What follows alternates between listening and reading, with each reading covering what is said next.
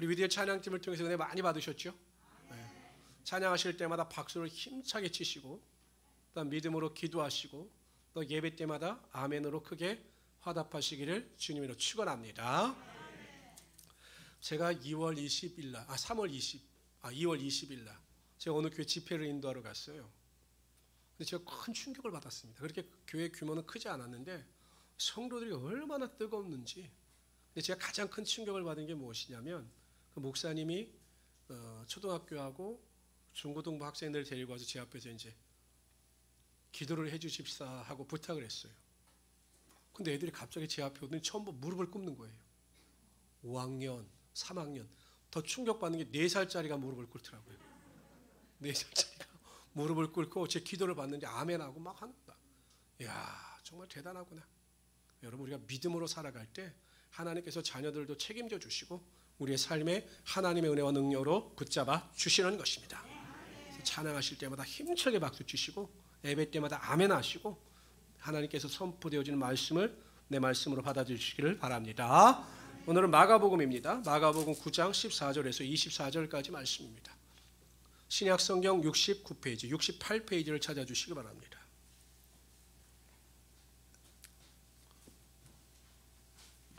신약성경 68페이지, 마가복음 9장 14절에서 24절까지를 살펴보도록 하죠. 우리 한 절씩 교독합시다. 14절을 제가 먼저 읽겠습니다. 이에 그들이 제자들에게 와서 보니 큰 무리가 그들을 둘러싸고 서기관들이 그들과 더불어 변론하고 있더라. 온 무리가 곧 예수를 보고 매우 놀라며 달려와 문안하거늘 예수께서 물으시되 너희가 무엇을 그들과 변론하느냐. 무리 중에 하나가 대답하되 선생이 말 못하게 귀신 들린 내 아들을 선생님께 데려왔나이다. 귀신이 어디서든지 그를 잡으며 거꾸로 져 거품을 흘리며 이를 갈며 그리고 파리에 지는지라. 내가 선생님의 제자들에게 내쫓아 달라 하였으나 그들이 능히 하지 못하더이다. 대답하여 이르시되 믿음이 없는 세대여 내가 얼마나 너희와 함께 있으며 얼마나 너에게 참으리요. 그를 내게로 데려오라 하시매 이에 데리고 오니 귀신이 예수를 보고 그 아이로 심히 경련을 일으키게 하는지라. 그가 땅에 엎드러져 구르며 거품을 흘리더라. 예수께서 그 아버지에게 물으시되 언제부터 이렇게 되었느냐 하시니 이르되 어릴 때부터니이다. 귀신이 그를 죽이려고 불과 물에 자주 던졌나이다.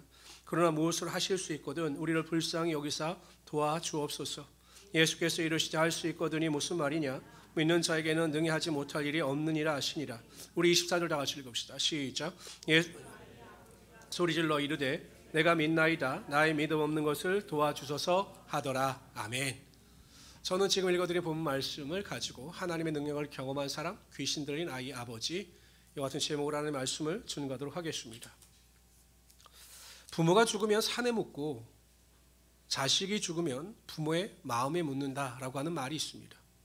그만큼 자식을 향한 부모의 사랑이 애틋하다는 것이죠. 이 세상에서 여러분 가장 사랑하는 것은 자기 자신입니다. 아무리 우리가 부정한다 할지라도 가장 사랑하는 것은 내 자신이에요. 그런데 내 자신보다 더 사랑하는 것이 자녀입니다. 그래서 부모들 가운데 자신의 생명을 아끼지 아니하고 자녀들을 위하여 내어주는 부모들도 있습니다. 오늘 본문에 나오는 아이의 아버지는 자신의 아들이 귀신 들린 것으로 인하여 고통을 당하는 것을 보며 살아왔습니다. 얼마나 가슴이 아팠을까요? 제가 자녀를 양육해보고 자녀를 키워보니까 이 아버지의 마음이 더욱더 공감이 갑니다. 귀신이 들려서 불에 넘어지고 물에 쓰러질 때마다 생명의 위험을 당할 때마다 그 고통을 보는 아버지의 마음은 정말로 크게 아팠을 것입니다. 그래서 제가 그 마음이 더 위로가 되는 것이죠. 오늘 본문을 이야기할 때는 항상 그 말씀의 초점이 예수님께 맞춰져 있었습니다. 예수님께서 믿음의 기도를 가지고 선포할 때 귀신이 쫓겨나고 병고침의 역사가 나타나게 되었다라고 하는 주제, 그 관점으로 본문을 보통 해석을 합니다. 근데 저는 이번에 아버지의 관점에서 성경을 한번 다시 보았습니다. 하나님께서 무엇 때문에 아이의 아버지를 통하여 그 놀라운 능력이 나타나게 하여 주셨을까? 분명히 예수님께서 보시는 그 아버지의 믿음이 있었을 것입니다.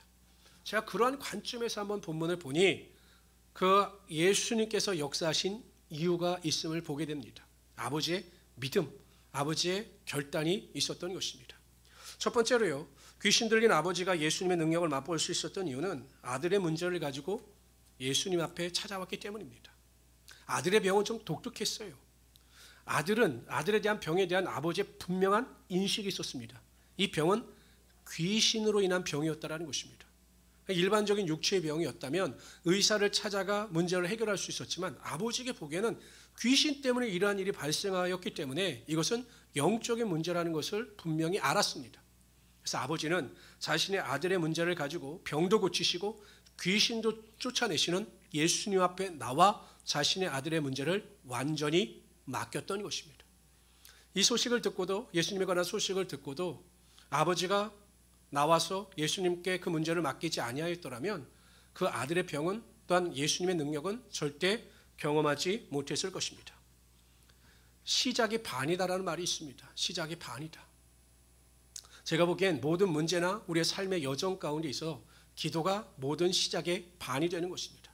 내가 아무리 큰 어려움을 당하고 있고 고난과 환난 가운데 있다 할지라도 믿음을 가지고 예수님께서 일하실 것을 믿고 주님 앞에 나와 그것을 맡기게 되면 예수님께서 그 병을 고치시고 문제를 해결하시며 우리의 삶에 하나님의 능력이 반드시 나타나게 하여 주신다는 것입니다. 제일 중요한 게요. 내가 정말 간절한 마음을 가지고 내 문제를 하나님 앞에 맡기고 하나님의 능력을 경험하는 것이 제일 중요합니다. 한 번이라도 내가 간절한 기도를 통해서 하나님의 일하심과 하나님의 능력을 경험한 사람은 그 뒤에 어떠한 문제나 환난이나 고난이 다가온다 할지라도 그 경험을 통해서 다시 기도하게 되고 그래서 하나님의 능력을 맛보는 삶을 살아가게 될 수 있는 것입니다. 제일 중요한 기도의 습관이에요. 기도의 습관을 가지고 살아가는 자에게는 능치 못할 일이 없으며 하나님의 권세와 능력이 매일 삶 가운데 임하게 하여 주신다는 것입니다. 근데 여러분, 이 기도의 습관을 가진 자들에게 가장 나타나는 특징이 뭔지 아십니까? 무슨 일에든지 마음이 평안하다는 것입니다. 마음이 평안하다는 것이에요. 미국에서 이러한 연구 결과가 나온 적이 있습니다. 미국 듀크대 메디컬 센터의 해롤드 퀘니거 교수가 노스캐롤라이나주 도엠 지역의 노인 4,000명을 대상으로 조사한 연구 조사가 있어요. 이 연구 조사의 결과가 무엇이냐면 조사를 해보니까 한 달에 최소한 한 번 이상 기도하는 노인들의 생명 연장이 그렇지 않은 사람들보다 더 오래 산다는 것입니다. 50% 더 오래 산다는 것이에요. 매일 기도하는 것도 아니에요. 한 달에 한 번 정도 기도하는 사람들이 그렇지 않은 사람들보다, 믿지 않는 사람들보다 50% 오래 산다는 것입니다. 여러분, 권사님들, 우리 장로님들 오래 사시고 싶으면 뭐 해야 됩니까? 기도하시면 되는 거예요. 기도. 왜 그런가 연구해 봤더니 이 퀘니거 교수가 이런 결론을 내립니다. 제일 큰 스트레스는, 인간에게 고통을 주는 이 스트레스는 다른 어떤 것으로 해소할 수가 없는데, 인간이 스트레스를 받게 되면 혈압이 상승하고 면역력이 저하된다는 것이에요. 그래서 병에 감염되고 병에 걸릴 확률이 그만큼 높다라는 것입니다. 근데 기도하는 성도들은, 기도하는 사람들은 그 마음의 평안이 있어서 혈압 상승이 억제되어지고 면역력이 강화되음으로 말미암아서 병에 걸리지 않고 장수하며 살아가게 된다는 것입니다. 여러분 보세요. 이 듀크대 교수가 연구 발표하지 않았어도 성경은 이미 2000년 전에 하나님께서 믿음으로 기도하고 기도의 습관을 쫓아 살아가는 자들에게 하나님의 평강의 능력이 임할 것이다라고 약속하셨습니다. 다 같이 한번 읽어봅시다. 시작. 아무것도 염려하지 말고 다만 모든 일에 기도와 간구로 너희 구할 것을 감사함으로 하나님께 아뢰라. 그리하면 모든 지각에 뛰어난 하나님의 평강이 그리스도 예수 안에서 너희 마음과 생각을 지키시리라. 기도하는 자에게 하나님의 평강이 생각과 마음을 지키신다라는 거예요. 이 지키신다라고 하는 헬라어의 원어의 의미가 독특합니다. 헬라어로 프루레오입니다. 프루레오. 이 프루레오라고 하는 헬라어 의미는 무엇이냐면 성을 지키는 파수꾼 있죠. 그러니까 지금으로 하는 보초를 쓰는 거예요. 보초. 얼마나 보초를 열심히 서고 최선을 다하여 서는지, 누가 들고 나는지를 잘 감시하여 적군이나 또한 정탐꾼이 침투하는 것을 끝까지 막아내는 것, 이것이 프루레오입니다. 하나님께서 하나님의 평강이 우리 안에 임하게 하여 주십니다. 그리고 어떠한 불안과 두려움과 낙심과 절망이 임하지 않도록 그 불안과 두려움과 낙심을 막아주신다는 것입니다. 그래서 기도 가운데 살아가는 성도들, 하나님 앞에서 믿음의 결단을 가지고 무슨 일이든지 기도하는 자들은 불안해하지 않습니다. 낙심하지 않습니다. 절망하지 않습니다. 평안을 가지고 하나님 앞에 나와 그 문제를 또 맡기고 그 문제를 통해서 하나님의 능력을 맛보게 되어 있는 것입니다. 제가 어느 교회, 정말 기도에 목숨을 거는 교회가 있다고 해서 유튜브로 찾아봤어요. 그 교회는 정말 성도들이 엄청 열심히 기도한다는 것입니다. 근데 그 교회 입구에 무엇이 써 있냐면, 이 교회 들어가면 그 입구에 어떤 글자가 써 있냐면 이런 글자가 써 있어요. 10년 고민하는 것보다 10분 기도하는 것이 낫습니다. 매일 10년 동안 고민하고 갈등하는 것보다 10분 기도하는 것이 인생에 더 큰 놀라운 변화가 나타나게 된다는 것입니다. 저는 이것을 우리 교회에 맞게 변화시킵니다. 매일 고민하고 갈등하는 것보다 하루에 20분 이상 기도하는 것이 인생에 훨씬 유익이 되는 것입니다. 무엇을 할까? 무엇을 선택할까? 또 나의 삶에 다가오는 고난과 또한 어려움 앞에서 갈등하고 넘어지고 쓰러질 것이 아니라 그 자리에 엎드려서 하나님 앞에 하루에 20분 이상씩 기도하면 하나님께서 놀라운 능력을 베풀어 주실 뿐만 아니라 우리의 삶에 하나님의 참된 평강의 능력이 분명히 임하게 하여 주시는 것입니다. 그래서 우리 성도님들은 기도하는 습관을 가지고 살아갔어요. 무슨 일이든지. 그렇잖아요. 우리가 선택하고 결정한 일도 얼마나 많습니까? 뭐 자녀의 문제, 직장의 문제, 사업장의 문제 정말로 많아요. 그 일 가운데 내가 하려고 하지 말고 하나님 앞에 그 뜻을 묻고 하나님께 맡기며 나가면 내가 일하는 것이 아니라 하나님이 나를 위해서 일하십니다. 그럴 때 갑절의 능력이 임하게 되고 얽히고 설킨 모든 문제가 해결되어 하나님께 영광을 돌릴 수 있게 되는 것입니다. 이런 믿음의 능력을 경험할 수 있는 하나님의 귀한 성도들이 되시기를 주님의 이름으로 축원합니다. 두 번째로요, 귀신 들린 아버지가 예수님의 능력을 맛볼 수 있었던 이유는 포기하거나 절망하지 아니하고 끝까지 인내하였기 때문입니다. 아버지는 기대를 가지고 나왔습니다. 그런데 예수님께서 계시지 않으셨어요. 변화산에 오르셨습니다. 베드로와 야고보와 요한을 데리고. 제자들은 그 전에 자신들이 12제자들이 세상에 파송되어지면서 예수님께서 그들에게 권세를 주셨습니다. 귀신을 쫓아내고 병을 고칠 수 있는 권세를 주셨습니다. 갔다 와서 그들이 보고합니다. 예수님의 이름으로 귀신도 쫓겨나고 병 고침의 역사도 나타났습니다라고 보고합니다. 그 경험이 있었기 때문에 자신들도 충분히 이번에도 아이에게서 귀신을 쫓아낼 수 있다라고 하는 확신이 있었을 것입니다. 근데 기도했어요. 그리고 노력했어요. 그런데 귀신이 쫓겨나지 않았습니다. 아버지가 얼마나 실망했을까요? 예수님 앞에 나온 병을 고침받을 줄 알았는데 제자들이 그 병을 전혀 고치지 못하는 것입니다. 그런데 아버지는 포기하고 돌아가지 않았습니다. 예수님께 오실 때까지 기다렸습니다. 여러분, 지금 시대에 우리가 휴대전화가 있어서 예수님께 전화해서 언제쯤 오세요? 라고 여쭤볼 수 있지만 그 당시엔 예수님이 언제 오실지 모르는 거죠. 몇 시간 뒤에 오실지, 뭐 이틀이 지나서 오실지 모르는 겁니다. 그래도 아이의 아버지는 묵묵히 포기하지 않고 인내하며 예수님을 기다렸습니다. 예수님이 오셨습니다. 예수님이 오시면 바로 귀신이 쫓겨나고 아이의 병이 날 줄 알았는데 오히려 귀신이 더 발악함으로 말미암아 예수님 앞에서 아들이 더 고통스러워하는 것입니다. 얼마나 당황했을까요? 그런데 아이의 아버지는 당황하지 않습니다. 낙심하지 않습니다. 예수님께서 질문하실 때 차분하게 그 예수님의 질문에 대해서 다 대답을 합니다. 그때 예수님께서 그 아이에게서 귀신을 쫓아내 주시고 병을 고쳐 주셨던 것입니다.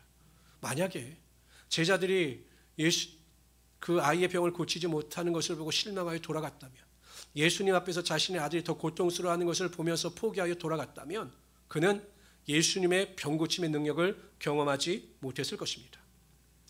우리들이 착각하는 것이 있습니다. 성도들이 착각하는 것이 있어요. 그것이 무엇이냐면 기도하면 모든 것이 당장 좋아지고 기도하면 모든 것이 당장 나아질 것이다라고 하는 기대감입니다. 내가 지금 당장 기도하면 순식간에 병이 고침받고 직장의 문제가 해결되고 걱정하던 모든 문제가 해결되고 억울한 일이 해결되고 경제적인 문제, 자녀의 모든 문제가 해결될 것이다 라고 생각을 합니다. 물론 하나님께서 그렇게 역사하실 수 있어요. 하나님께서 급하시면 그렇게 역사하실 수 있습니다. 그러나 제가 성경을 통해서 보나 또한 제 목회적 경험을 통해서 보나 하나님은 그렇게 급히 기도에 응답하시는 분이 아니시라는 것입니다. 요셉을 보세요. 요셉이 얼마나 기도했겠습니까? 17살 때부터 그 종으로 잡혀가고 노예로 잡혀가고 감옥에 갇혀서 얼마나 하나님께 기도했겠습니까? 하나님께서 당장 기도에 응답하시는 것이 아닙니다. 13년 정도의 세월이 흐른 뒤에 그의 기도에 응답하여 주시되 최고의 것으로 응답하여 주셨던 것입니다. 제가 정말 힘든 문제, 제 인생의 가장 괴로웠던 문제로 인하여 기도를 시작했습니다. 하나님께서 강압적으로 새벽 기도를 시작하게 하셨어요. 저는 그 기도를 시작할 때 그 문제가 길게 잡아서 1년이면 해결되겠다라고 생각을 했어요. 1년이면. 근데 1년이 지나도 2년이 지나도 전혀 진전이 없었습니다. 그런데 인내하면서 기도했습니다. 근데 저는 그 순간순간이 얼마나 낙심이 되는지 몰라요. 하나님께 맡겼다 싶었는데 또 그 일을 생각하며 마음에 우울감이 밀려오고 또 마음이 불안하고 낙심되는 것을 계속 경험했습니다. 그럼에도 불구하고 포기하지 아니하고 인내하면서 기도했어요. 3년이 지났습니다. 그런데 하나님께서 그 문제를 해결하시는데 3년 동안 풀리지 않았던 문제를 한 달 만에 해결해 주셨습니다. 한 달 만에 그냥 하나님께서 해결해 주시는데 정말 기가 막힌 방법으로 저에게 전혀 피해가 되지 않도록 그 문제를 다 해결해 주셨습니다. 그때 제가 생각했죠. 무엇 때문에 하나님께서 1년 안에 해결해 주실 수 있는 문제를 3년 동안 끌게 하셨을까? 한 가지 이유밖에 없어요. 저를 단련시키시고 기도하게 하여 주심으로 기도의 사람으로 만들어 주시고 세상이 아니라 인간의 방법이 아니라 하나님의 방법대로 일하심을 목도하게 하시기 위하여 경험하게 하시기 위하여 하나님께서 그렇게 하신 것입니다. 성도 여러분, 내 문제가 당장 해결되지 않는다고 해서 낙심하지 마십시오. 하나님은 그 순간 여러분들을 다듬어 가시는 것입니다. 여러분들의 믿음을 다듬어 가시고 여러분들의 인격을 다듬어 가시고 여러분들의 말의 습관을 다듬어 가시는 것입니다. 그리고 마침내 인내하고 우리가 하나님 앞에서 바로 섰을 때 하나님께서는 하늘의 문을 여시고 가장 큰 축복으로 우리의 삶을 채워주시는 것입니다. 제가 목사님들과 함께 예전에 저 야외로 나가서 게임을 하다가 무슨 게임을 할까 고민하다가 보물찾기를 했어요. 요즘 요새 보물찾기를 하십니까? 초등학교 때는 해보셨습니까? 어렵게들 사셨나 봐요. 근데 제가 이제 보물을 다 숨겼어요. 다 보물을 숨긴 다음에 목사님들에게 이제 50대, 60대 이런 목사님들인데 다 숨긴 다음에 보물을 찾으십시오. 요이 땅 하니까 목사님들이 어떻게 하셨을까요? 그냥 막 달려가는 겁니다. 빨리 보물을 찾으려고 막 달려가고 난리도 아니었어요. 근데 그 얼굴을 보면 너무나 기대에 차 있는 거예요. 내가 보물을 찾아야지 막 산을 헤매고 들을 헤매면서 그 보물을 찾으려고 막 그냥 즐거워하는 것입니다. 제가 그것을 보면서 정말 행복해 보였습니다. 한번 생각해 보세요. 우리의 인생은요, 우리가 예수 믿고 구원을 받아 하나님의 자녀가 된 그 순간부터 하나님께서 우리를 위하여 예비하신 보물을 찾는 인생의 여정인 거예요. 하나님은 하나님을 사랑하는 자, 곧 그 뜻대로 부르심을 입은 자들에게는 모든 것이 합력하여 선을 이루어 주신다라고 말씀하셨습니다. 우리를 위하여 항상 보물을 예비하고 계셔요. 우리가 고통의 강을 건널지라도 좌절의 광야를 방황할지라도 우리가 하나님 앞에 바로 서 있으면 하나님은 항상 그 보물을 예비하여 주시고 찾는 자들에게 그 보물의 축복을 허락하여 주시는 것입니다. 그렇기 때문에 성도 여러분, 아무리 힘들고 현재의 삶이 아무리 힘들고 나를 괴롭게 한다 할지라도 낙심하거나 뒤로 물러가지 마십시오. 결국 하나님께서 보물을 찾는 자에게 보물을 부어주시고 우리의 삶에 하나님의 능력이 반드시 나타나게 하여 주실 것입니다. 그래서 그런 믿음의 능력을 가지고 불평하고 원망하고 뒤로 물러갈 것이 아니라 나는 보물을 찾는 자다. 하나님의 보물을 찾는 자다. 반드시 보물을 주실 것이다. 라고 한 믿음을 가지고 인내하며 또한 포기하지 않고 승리하며 살아갈 수 있는 우리 성도들이 되시기를 주님의 이름으로 축원합니다. 세 번째로요, 귀신들의 아버지가 예수님의 능력을 맛볼 수 있었던 이유는 그가 예수 그리스도 앞에서 자신의 믿음을 솔직하게 드러냈기 때문입니다. 아이 아버지가 예수님께 이렇게 이야기합니다. 무엇을 하실 수 있거든 우리를 불쌍히 여겨 우리를 도와주십시오라고 이야기합니다. 하실 수 있거든. 그랬더니 예수님께서 뭐라고 말씀하십니까? 할 수 있거든이 무슨 말이냐? 믿는 자들에게 능치 못할 일이 없다라고 선포하셔요. 그러자 이 아이의 아버지의 반응이 놀랐습니다. 내가 믿나이다. 나의 믿음 없는 것을 도와주소서. 이게 말이 되지 않죠. 내가 믿습니다. 근데 나의 믿음 없는 것을 도와주십시오. 이게 내용이 맞질 않아요. 이게 무슨 의미냐면 이런 의미입니다. 예수님 맞습니다. 내가 믿고 싶습니다. 그런데 믿어지지가 않아요. 나는 정말로 믿고 싶은데 믿어지지가 않아요. 예수님께서 내 아들의 병을 고쳐주신다. 믿기만 하면 고쳐주신다. 라고 하는 그 말씀을 믿고 싶은데 제가 믿어지지가 않습니다. 저를 도와주십시오. 나에게 믿음을 주십시오. 라고 고백하고 있는 것입니다.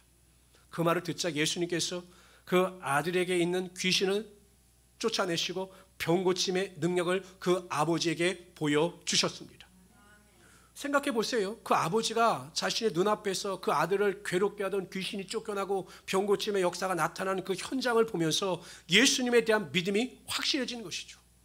예수님께서 병을 고치시고 귀신을 쫓아내시며 모든 권세를 가지고 계신 분이시구나. 믿는 자에겐 정말로 능치 못할 일이 없게 하시며 기적이 나타나게 하여 주시는구나 라고 하는 믿음을 확실하게 가질 수가 있었던 것입니다. 없으면서 있는 척하는 것을 보통 허세라고 합니다. 허세. 아무것도 없는데 괜히 있는 척하는 사람을 허세 부린다라고 이야기하죠. 근데 믿음의 허세를 부리는 분들이 있어요. 믿음의 허세를 가지고 살아가는 분들이 있습니다. 믿음이 없으면서 믿음이 있는 척합니다. 근데 더 문제는 내 스스로도 내가 믿음이 없다는 사실을 모른다라는 것이에요. 이게 믿음의 허세지요. 여러분 바리새인과 세리의 기도해 보세요. 바리새인이 뭐라고 이야기합니까? 하나님, 나는 토색, 불익, 간음하는 자들과 같지 아니하고 저 세리와도 같지 아니함을 감사하나이다. 나는 일주일에 한번 금식하고 소득의 11조를 드립니다 라고 자신의 믿음을 고백하죠. 예수님은 그 믿음을 인정하지 않으셔요. 이게 믿음의 허세인 거예요. 믿음이 없는데 믿음이 있는 척하는 거죠. 성도들 중에도 그러한 분들이 간혹 있습니다. 믿음이 없어요. 내가 하나님을 의지하는 믿음, 하나님을 절대적으로 신뢰하는 믿음, 예배 가치를 인정하여 예배 가운데 사모하여 나오는 믿음이 없어요. 그런데 내가 믿음 있는 척 행동하는 것입니다. 이러한 성도는 삶에 하나님을 절대적으로 의지하지 아니하고 하나님의 말씀대로 살고자 하는 노력과 결단이 없어요. 내가 형식적인 예배를 드리고 전혀 기도하지 않으면서도 하나님의 말씀을 읽지 않으면서도 주일날 예배하고 어떤 신앙적 종교적 형식을 쫓아 살아감으로 믿음이 있는 것처럼 착각합니다. 이게 믿음의 허세예요. 그렇기 때문에 믿음을 구하지 않죠. 믿음의 능력이 나타나지 않죠. 제가 얼마 전에 여자 목사님과 대화를 나누다가 그 목사님이 저에게 자신이 상처를 받은 이야기를 했습니다. 그분이 제가 요양센터를 운영하시는 여자 목사님이세요. 그러니까 요양보호사들을 통해서 가정에 있는 분들을, 어려운 분들 도와주시는 그 일을 하셔요. 그러니까 사람들이 주변에 많아야 되겠죠. 그런데 말씀하시기를 목사님 사모님이 그 일을 하셨는데 자신이 데리고 있던 모든 요양보호사들을 데리고 나가서 그분이 또 요양센터를 차리셨다는 거예요. 그러면서 그 일 때문에 너무 상처를 받았다는 것입니다. 어떻게 목사님의 사모님이 그렇게 하실 수 있을까? 그 사람의 마음에게 상처를 주실 수 있을까? 그런 말씀을 저에게 하시면서 기도해달라고 부탁을 하셨습니다. 그때 제가 그 목사님에게 이런 말씀을 드렸어요. 목사님, 죄송한데 지금 우리가 살아가고 있는 이 시대는요, 목사님들도 사모님들도 장로님들도 권사님들도 안수 집사님들도 돈 앞에서는 아무것도 아닙니다. 돈이라면 정말 신앙적 양심마저도 팔아버리는 시대가 이 시대예요. 그렇기 때문에 그렇게 상처받을 필요 없으십니다 라고 제가 말씀을 드렸습니다. 믿음의 허세죠. 목사이기 때문에 내가 정말 믿음 안에서 살아간다라고 하면서 하나님의 말씀대로 살지 못하고 자신의 욕심과 탐심을 세우는 목회자들, 내가 장로요 권사요라고 하면서도 내가 믿음에 있는 척하면서 믿음의 허세를 부리면서 믿음의 본질을 잃어버리며 살아가는 성도들, 이런 성도들이 정말로 많다라는 것입니다. 이게 믿음의 허세죠. 내가 믿음이 없다는 것, 내가 믿음이 부족하다는 것, 내가 믿음 안에서 살아가고 있다는 사실을 그냥 믿기만 할 뿐이지 믿음의 본질은 없다라는 것입니다. 성경은 항상 두렵고 떨리는 마음으로 너의 구원을 살피라. 너희가 믿음에 서 있는가 네 자신을 살피라. 이렇게 말씀하셔요. 우리는 매일 내 자신에게 내 믿음에 대해서 질문을 던져 보아야 합니다. 내가 믿음에 바로 서 있는가? 몇 가지만 점검해보면 바로 알아요. 정말 내 인생의 주인은 하나님이신가? 내 인생의 주인이 하나님이시기 때문에 하나님께서 나에게 내 생명을 요구하시면 내 생명마저 들을 수 있는 믿음이 있는가를 한번 점검해 보세요. 인생의 주인이 물질이니까 하나님보다 물질을 더 사랑하는 것 아니겠습니까? 물질을 위해서라면 신앙적 양심도 팔아버리는 것이 아니겠습니까? 세상에 그 무엇보다도 내가 정말 하나님을 사랑하고 있는가? 정말 하나님을 사랑하고 있는가? 목숨을 다하고 뜻을 다하여 마음을 다하여 하나님을 사랑하고 있는가? 하나님보다 더 사랑하는 것은 없는가? 물질을 더 사랑하고 있지는 않은가? 자녀를 더 사랑하고 있지는 않은가? 세상의 명예를 더 사랑하고 있지 않은가를 점검해 보아야 한다는 것입니다. 정말 하나님을 기쁘시게 하는 것이 내 삶의 목표인가? 내가 어떻게 하면 하나님을 기쁘시게 하기 위해 나는 노력하고 있는가? 하루하루 순간순간 살아갈 때마다 내 삶을 하나님께서 기뻐 받아주시는가? 이것을 점검하는 사람들이 믿음의 본질 위에 살아가고 있는 성도들입니다. 믿는다고 하면서, 예배 드린다고 하면서, 장로라고 하면서, 권사라고 하면서 하나님의 말씀도 읽지 아니하고 하나님의 뜻을 묻지도 아니하고 하나님을 기쁘시게 하는 일에 최선을 다하지 않는다면 믿음의 허세를 가지고 살아가는 자들이에요. 점검해 보시고 나에게 믿음이 없다, 정말 하나님을 의지하고 하나님만을 사랑하고 하나님만을 기쁘시게 하는 그 믿음이 나에게 있지 않다 라고 판단이 되시면 아이의 아버지처럼 하나님 나의 믿음 없는 것을 도와주십시오 라고 기도해야 한다는 것입니다. 성도 여러분, 정말 이 마지막 때 우리가 하나님께만 소망을 둬야 합니다. 세상의 마음을 빼앗기지 말아야 합니다. 노아 시대와 같이 모든 사람들이 죄의 관영함으로 죄악 속에 살아갈 때 우리는 노아와 같이 하나님께서 기뻐하신 믿음을 가지고 의인의 삶을 살아갈 수 있어야 한다는 것입니다. 그래서 우리 모든 성도님들이 매일 내 삶의 믿음을 점검해 보세요. 점검해 보세요. 정말 내가 믿음 안에서 살아가고 있는가, 내 믿음의 본질을 한번 체크해 보세요. 그런 의미에서 볼 때 남편이나 아내는 서로 야당이 되어야 합니다. 정말 객관적으로 상대방의 믿음을 점검해 볼 수 있어야 된다는 거예요. 아내나 남편은. 여보 아니야, 당신 그렇게 사는 거 아니야. 저에게 가장 싫은 소리를 할 수 있는 사람이 누구 계십니까? 가장 바른 말을 해줄 수 있는 사람이 누구 계십니까? 네? 우리 집사람이에요. 아 여보 오늘 당신 설교 별로였어. 이거 말해줄 수 있는 사람이 아내밖에 없어. 당신 여기서 이런 단어 쓰면 안 돼. 이런 말을 해줄 수 있는 건 우리 아내밖에 없어요. 처음에는 얼마나 기분이 나빴는지 몰라요. 설교 같다, 당신 이거 아니야, 내용이 틀려서. 그럼 속으로 그 생각이 들죠. 네가 해라 네가. 이런 생각 안 들겠어요? 얼마나 그렇습니까? 그런데 지금은 안 그래요. 말하면 다 고칩니다. 왜냐하면 그게 진심이거든요. 그래야 제가 발전할 수 있는 거거든요. 물론 그렇다고 지금도 100% 기쁜 건 아닙니다. 속으로는 꽁하죠. 그래 보자. 저희 아들도 또 딸도 정확하게 이야기를 합니다. 아빠 이건 이렇게 하는 게 좋아. 설교 길어 짧게 해줘요. 그런데 그게 다 좋은 거예요. 그래야 발전이 있는 거죠. 그래서 서로 가족들 간에도요, 신앙의 잘못된 길을 가면 같이 사망의 길로 걸어갈 것이 아니라 잘못된 것이 있으면 가르쳐서 바른 길로 인도할 수 있어야 한다는 것입니다. 그래서 우리 성도님들은 정말 이 마지막 때 믿음을 지키십시오.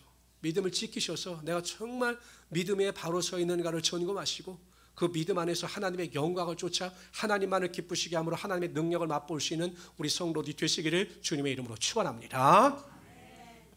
아들의 아버지는 그 아들로 인해서 삶의 행복도 삶의 소망도 없었습니다. 그러나 예수님 앞에 나와 그 아들의 병을 고침받는 순간 세상이 줄 수 없는 기쁨과 행복을 누리며 살아갈 수 있게 되었습니다. 하나님은 하나님을 사랑하는 자, 그리고 하나님이 사랑하는 저와 여러분들이 이 세상을 살아가되 기쁨과 행복 가운데 살아가기를 원하시는 것입니다. 그러기 위해서 우리는 매일 하나님 앞에 나아가 하나님이 주시는 평안 가운데 믿음을 가지고 엎드려 기도하는 자들이 되어야 합니다. 무엇을 결정하고 선택할 때 또 어떠한 문제와 환난 앞에서 내가 하려고 하지 말고 하나님께 맡기고 하나님의 뜻을 물어 하나님의 인도하심 가운데 살아갈 수 있어야 하는 것입니다. 두 번째, 무슨 일에든지 낙심하지 마십시오. 포기하지 마십시오. 물러가지 마십시오. 인내하여 포기하지 아니하면, 믿음을 가지고 전진해 나가면, 기도하는 일을 쉬지 아니하면 하나님은 반드시 때가 이름에 가장 좋은 곳으로 우리의 삶을 채워주실 것입니다. 그것이 1년이 될 수도 있고 2년이 될 수도 있고 3년이 될 수도 있어요. 그러나 반드시 하나님은 우리에게 포기하지 않는 자들에게 선으로 갚아주신다는 것입니다. 세 번째, 내 믿음을 점검해 보십시오. 오늘 집에 가셔서 설교 말씀 들으시고 한번 점검해 보세요. 나는 정말 하나님만을 의지하고 있는가? 하나님만을 사랑하고 있는가? 하나님을 기쁘시게 하는 일에 최선을 다하며 살아가고 있는가? 라를 점검해 보시고 믿음이 부족한 자들이 있다면 하나님께 믿음을 구하심으로 하나님의 믿음 가운데 승리하며 살아갈 수 있는 하나님의 귀한 성도들이 되시기를 주님의 이름으로 축원합니다.